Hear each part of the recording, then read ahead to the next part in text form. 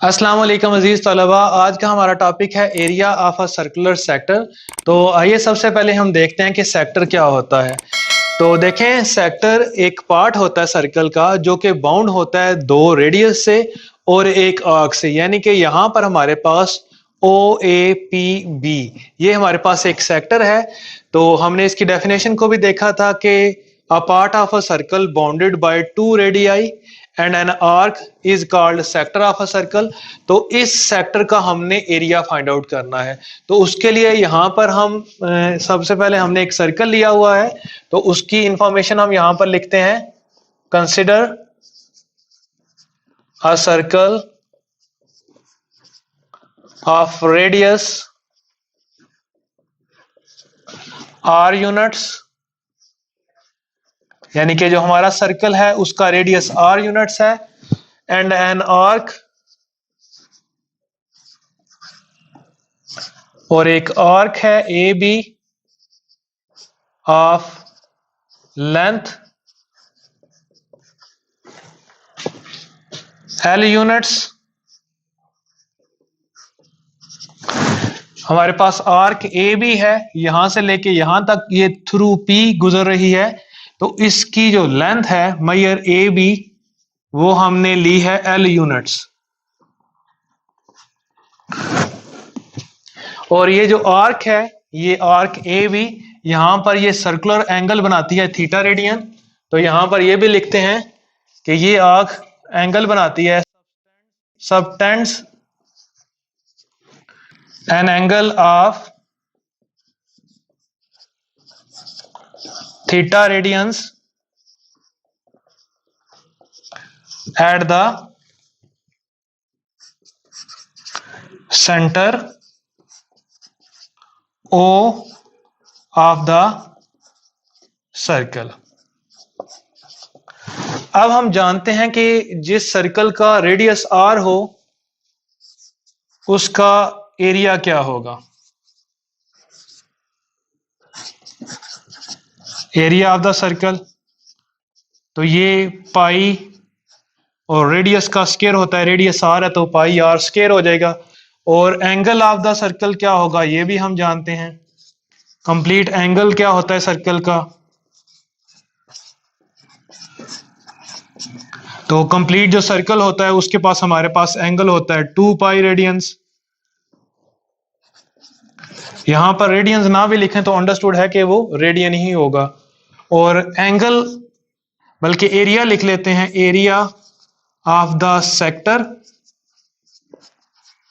Sector हम ये ले रहे हैं ओ ए पी बी। उसकी वजह यह है कि ये भी हमारे पास एक सेक्टर बन सकता था ओ ए, और इस तरह से, यानी कि यहां पर अगर हम पॉइंट क्यू का नाम दे लें तो दूसरा हमारे पास सेक्टर बन सकता था ओ ए क्यू बी, लेकिन हम ये वाला सेक्टर ले रहे हैं तो ये सेक्टर है ओ ए पी बी।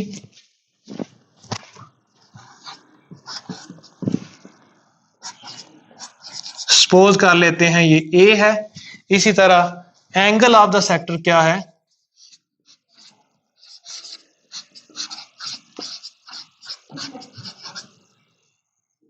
सेक्टर हम वही ले लेते हैं ओ ए पी बी। तो इसका जो सेंट्रल एंगल है वो थीटा रेडियंस है, तो यहां पर हम थीटा रेडियंस लिखते हैं। अब हम बाय एलिमेंट्री ज्योमेट्री जानते हैं, यहां पर हम रीजन लिखते हैं बाय एलिमेंट्री ज्योमेट्री।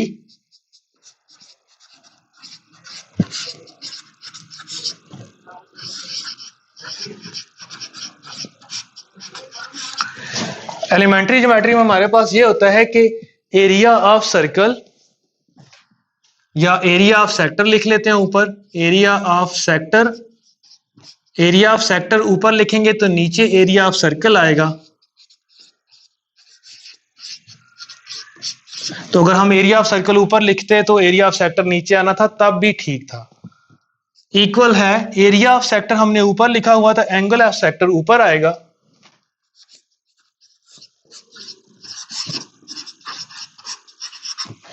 इसी तरह हमने एरिया ऑफ सर्कल नीचे लिखा हुआ है तो एंगल ऑफ सर्कल नीचे आएगा।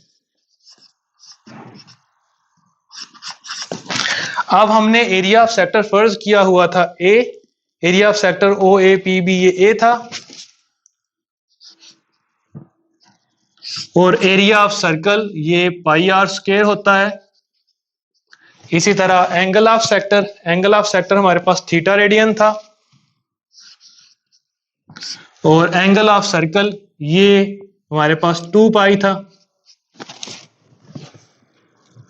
आप देखें यहां पर पाई है, ये इस पाई से कैंसिल आउट हो जाएगा, तो एरिया हमारे पास आ जाएगा, ये आर स्क्वायर उधर जाके मल्टीप्लाई हो जाएगा। इधर ऑलरेडी 1/2 है, तो 1/2 आर स्क्वायर थीटा। तो ये हमारे पास एरिया ऑफ सर्कुलर सेक्टर निकल आया। तो इसको हमने डिराइव कर लिया है कि अगर हमारे पास एक ऐसा सेक्टर आ जाए जिसका सेंट्रल एंगल थीटा हो और उस सर्कल का रेडियस आर हो, तो उसका एरिया आता है 1/2 आर स्क्वायर थीटा। तो इस तरह हमने ये क्वेश्चन कंप्लीट कर लिया। नेक्स्ट लेक्चर में जो नेक्स्ट हमारे पास टॉपिक है उसको कंप्लीट करने की कोशिश करेंगे।